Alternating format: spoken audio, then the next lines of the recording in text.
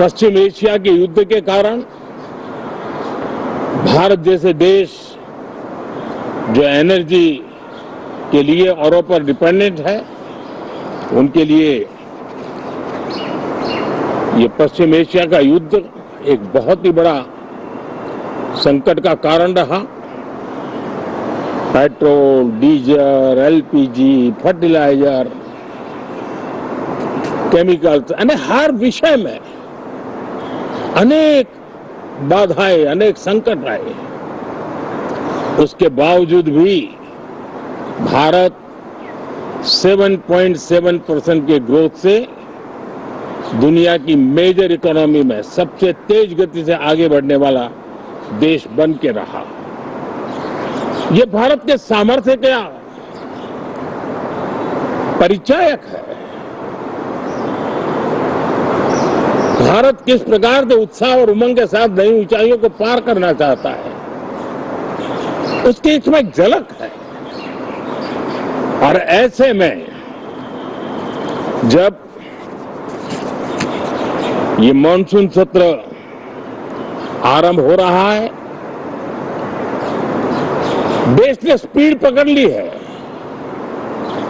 और संसद का स्पिरिट उस स्पीड में नई ऊर्जा भर सकता है। सकारात्मक स्पिरिट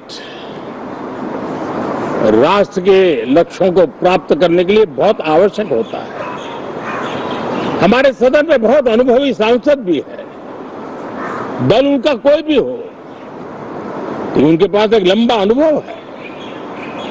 ऐसे समय में उनके अनुभव की, उनके ज्ञान की संसद को भी जरूरत है, देश को भी जरूरत है। और इसके लिए संसद का चलना, सार्थक चर्चा होना, मिलजुल करके देश को आगे ले जाने के संकल्प लेना, ये मैं समझता हूं कि बहुत ही समय की मांग है। एस्पिरेशन से भरे हुए देश के युवाओं की मांग है कि हम आगे बढ़े।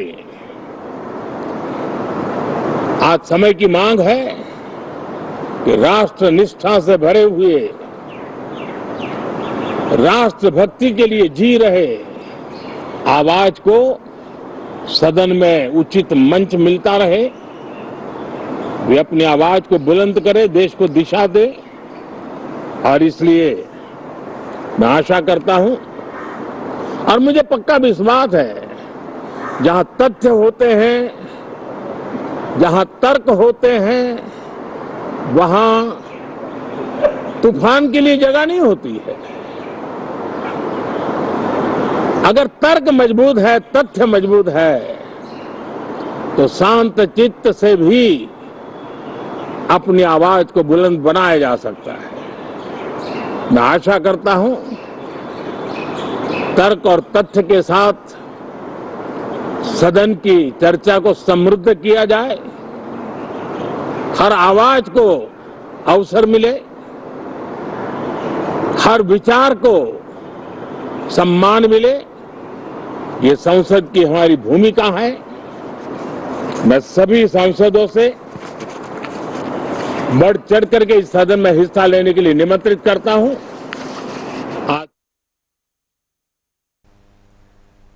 రైట్, కాసేపట్లో పార్లమెంట్ వర్షాకాల సమావేశాలు ప్రారంభం కాబోతున్నాయి. ఈ నేపథ్యంలో ప్రధాని మోదీ మాట్లాడారు.